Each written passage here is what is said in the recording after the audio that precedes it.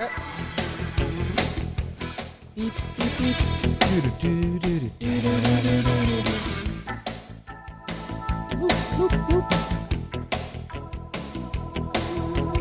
Hello and welcome to another Players, Profiles, and Projections here on Talkin Yanks, brought to you by SeatGeek.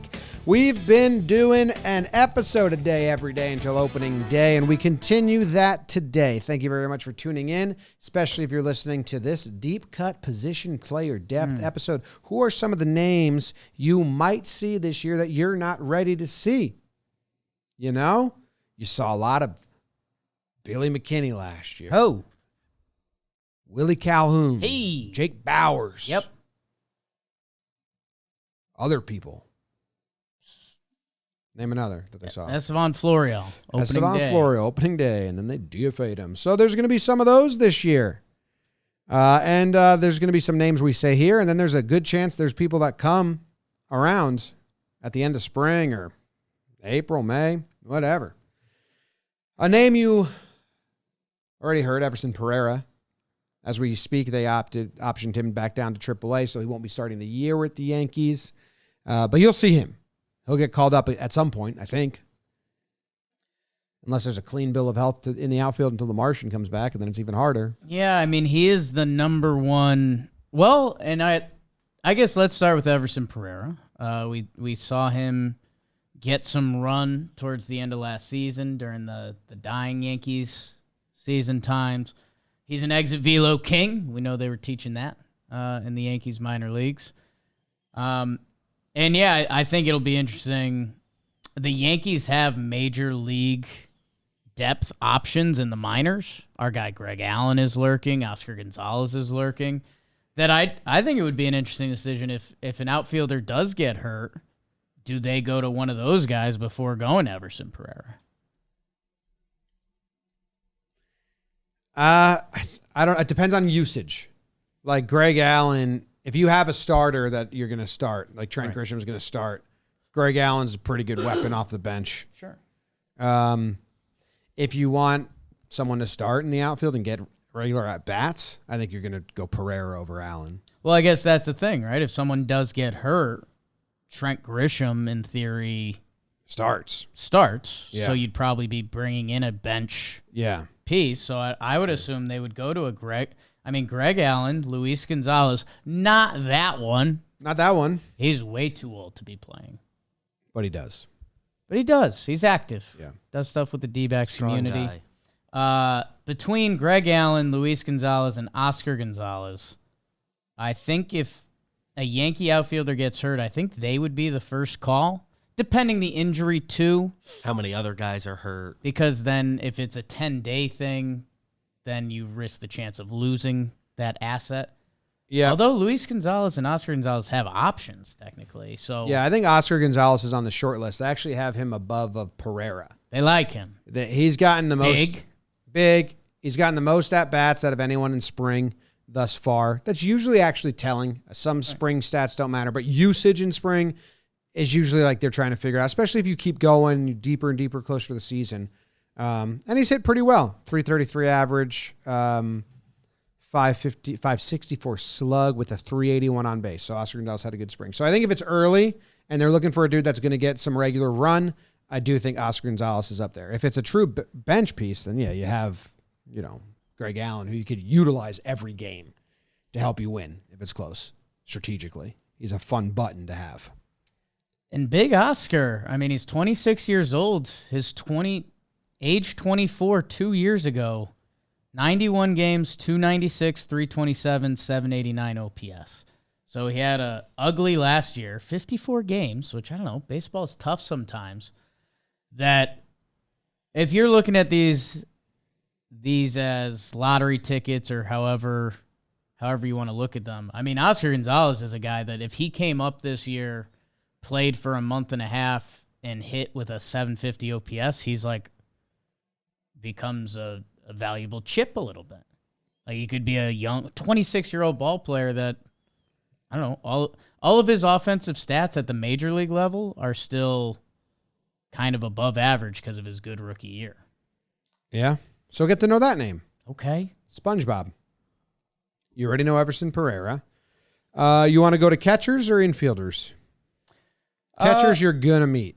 Like, you're going to meet catchers always and forever. You're my catcher guy.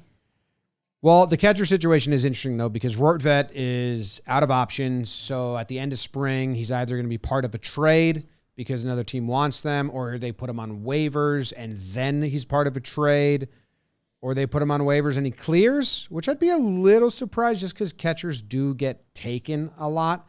But I wouldn't be that surprised. I'd put it at a coin flip. Right. If they put him on waivers and he gets claimed or not. If they wait till then, they probably think it's at least like 60-40 in their favor. They'll get to keep him. I also would not be surprised if they Florial him and he is on the opening day roster. They break camp with 3 catchers. Right. And then DFA him after game 1. Because then it's less likely teams will claim him. That's kind of messed up, but they did that last year. It's a hole in the system, and the Yankees will have a good hole in the system. And, I mean, personal catcher for the Cy Young winner last year. Down the stretch, at least. Him and Gary. Yeah, him and Gary. Different hitters. Different hitter archetypes. Are we going to see a new catcher this year, Jim? I would think so. You usually see catchers. Now, 2022, I think, was the only real exception to that, where we had Rob Brantley start one game. Otherwise, Trevino and Higgy, they went the distance. Love you, Rob. You know what? They had 2 years in a row there where they didn't see that many catchers. But I feel like there's been some years in the past, because 2021, Rob Brantley was the third catcher. He started 4 games, and that's all. So Gary and Higgy really did a decent amount. But don't you remember some years where, like, you saw a lot of catchers? Yeah, I mean, It takes like one real injury. It could be part of the Yankees' current formula that, they don't really run a catcher out there every day. So maybe that's their way of doing it. Could be, yeah. Yeah, we've been on a good stretch, actually. I went back all the way to 2018, and you go to 2019, and Romine, Higgy, and Gary all got decent run. Sure. 2017, Kratzy was there for a little bit, didn't really start. Damn. So, yeah, maybe you won't see other catchers, Jake. Maybe you're locked in. Why not? I know Luis Torrens had a couple moon shots this spring, was getting our guy Joe's McFly excited, former Yankees prospect. Kind of got, I don't want to say screwed by the Rule 5 draft, but had his career significantly altered by the Rule 5 draft. Maybe for the better, maybe for the worse, I don't know. He got that MLB time and pay, but who's that other young knows? catcher they like? Augustin Ramirez. I think they like him. Yeah, he was a big surprise that they protected him from the Rule 5 draft. He should be in Double-A to start this year, but I think they actually like him. And Carlos Narvaez. I don't know. We might not see a lot of catchers. Why not? Because Austin Wells is going to be great. He's going to be absolutely fantastic. The question... I really want to like Austin Wells. The question... Yankee fans are really going to want to like Austin Wells. Torrens and Rortvedt are both out of options, so they could both get claimed on waivers. Torrens is just... he's not on the 40-man. Yeah. He's an NRI on a minor league deal. He'll just start in AAA. So I think part of why they got him is if they do this Rortvedt situation, they do have a guy they're comfortable being the third right there. And he's Venezuelan, and they love Venezuelans. They do. Could you not? I think the question here really lies in the infield, Jim. Catchers come and go a little bit. Yeah, but I just got sad. I was looking at all the history of the Yankees catchers, and after Posada, we went through a stretch of where I didn't have heartstrings for any catchers besides Cervelli, but that was short-lived. And then I loved Gary. Cervelli should count. It should, but it wasn't a mainstay. Posada was there for his whole fucking Cervelli life. was a thing, though. He was. Cervelli got like what, one year, real maybe? Year? One real one? Yeah, I think it was 1 year. Yeah, but I mean, he was on the team for a while. I guess that's what it was. Well, yeah, but I'm talking about liking a catcher. I don't think he even got a real year. No, he was a part of 7 Yankee seasons, though. Yeah. It's a surprise. First home run was awesome. 08 to 2014, Cervelli played a Yankees baseball game. Yeah. That's awesome. I loved Gary. Trevi does it a little bit, but I just don't feel like he's here to stay. Right. So I I want Wellesley to work out so bad. But anyway, we'll move on to infield. The McCann-Russell Martin times were not for me. Oh, God. I'm lockstep. Okay, great. McCann.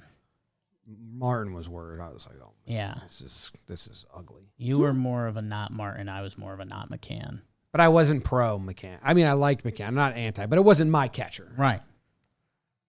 Not a lot on those Yankee teams to sink into. Backup infielder. This is where things get interesting because the path is not clear at all. Like, even when we talk about some of those Yankees pitching options, you know guys are going to get calls during the season, and it just is what it is. Even the catcher train, we'll have that a lot more figured out come a week into the season. Like, did Rortvedt end up back with the Yankees? Or is there another depth piece there? Outfield, we sort out pretty easily. Jim, of these guys, there's one kind of prospect, your guy Jorbit Bibas. He was, what trade was he part of? He came with Victor Gonzalez. Hell yeah. And Trey Sweeney went out, which I know some industry people were a little surprised of because people like Trey Sweeney.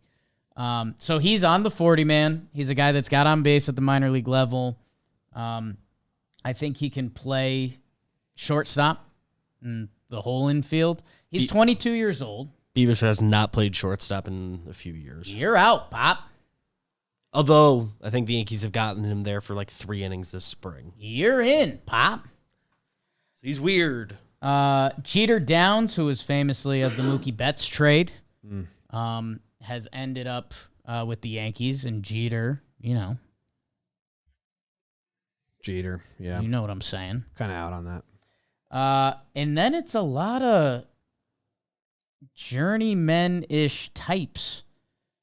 Kevin Smith, Jahmai Jones, Jordan Groshans, who he's still young and was a prospect, so if the Yankees are doing their tap into something game, I guess I think we all think the Yanks are probably going to tap into some sort of veteran infield option, but I don't know. I see nothing here. I feel like our audience needs to know. The only thing is if they don't go get somebody that's currently outside the organization. Kevin Smith, at least entering today, don't know what Glaber did today, tied with Glaber for 5th most at-bats on the team this spring. So they've given him run and he can play short. So if it's for the last spot of the internal candidates, he's kind of the only one that I'm like, all right, I guess we might, just because we've seen him so much this spring. Yeah, 33 at-bats.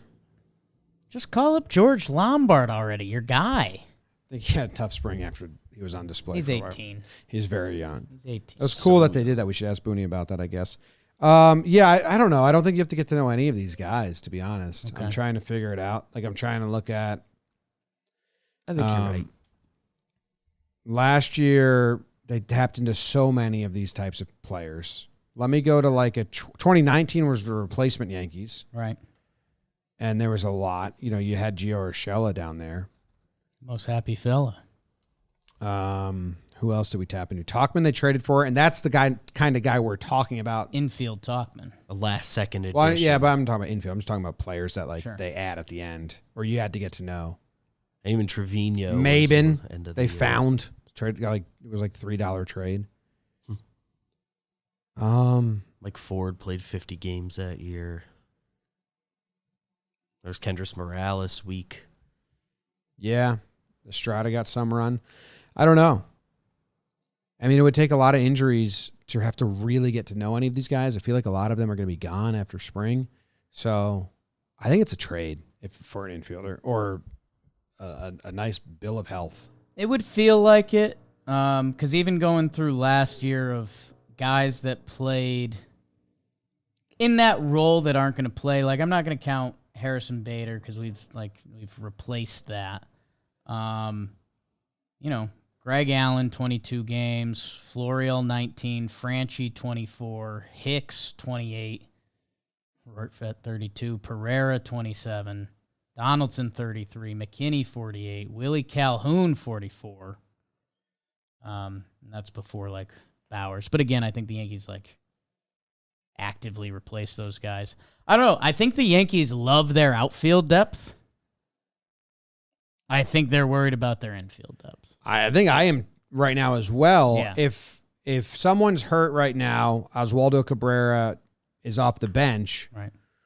Peraza's hurt too. We should mention that. And since Peraza's hurt early on in the season, who is it? Jorbit or is it Jahmai Jones who's out of options? But he's it's a fun around. game to play. If the Yankees had to tap an infielder, I will say Jahmai Jones, weirdly a lot of talk around him during the broadcast. I think it's a fun name to say. Fun name to say. I can see Jeter Downs being there. Guy's just on the team, but will be. I think it's Jahmai Jones first because Downs isn't on the 40-man. Okay. And I don't think they're going to make moves for that. So I think Right. coming away from this, Jorbit Vivas and Jahmai Jones are the two names you should know that might get run early in the season if there's injuries, or they will be part of a trade or DFA'd if they go out and get like a Donnie Barrels or someone. Yankees roster page lists Jahmai Jones as an outfielder. Yeah, I think he's he's done second some of base both. and corners. What's that about? He's only played second base at the Bigs. Well, has he been playing outfield for in the spring? In the spring? In the spring, not sure. Jorbit actually turned 23 last week. Hey. Happy birthday. All right, so all through rookie ball and A ball, Jahmai Jones was an outfielder. And then they started having him play second base a little bit. And then in Double-A, he was primarily second baseman.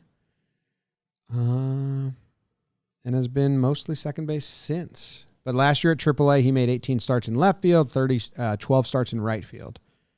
So do with that what you will. Only second base is tough. Yeah, it kind of hurts. Unclear. Only second is bizarre. Where are you, Glaber? Play third. I think Glaber could play third if he went over there. Maybe it's gone now. If this was There was a WFAN, time when I'd say Glaber played Glaber should have played third years ago. Yeah. Well, he was about to. He's going to replace Judge Chase should have Headley. played left field. Glaber should have played third.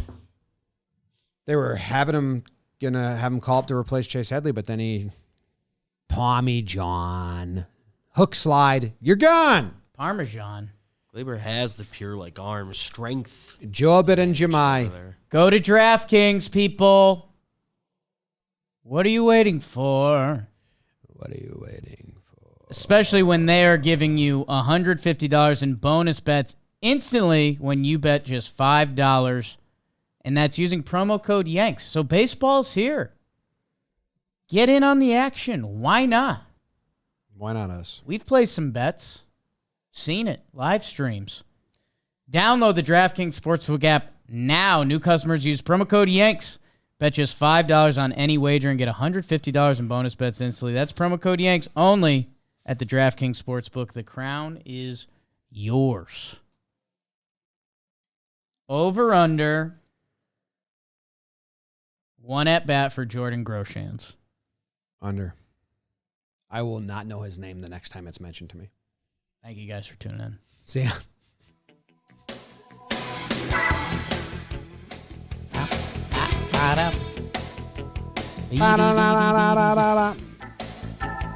Josh Van Funky Meter. Fly balls in the air. Get him in a burn. Pulls them. Aren't you in a band called the Funky He Meters? pulls fly balls. I was not, but I once wore a Funky Meters hat.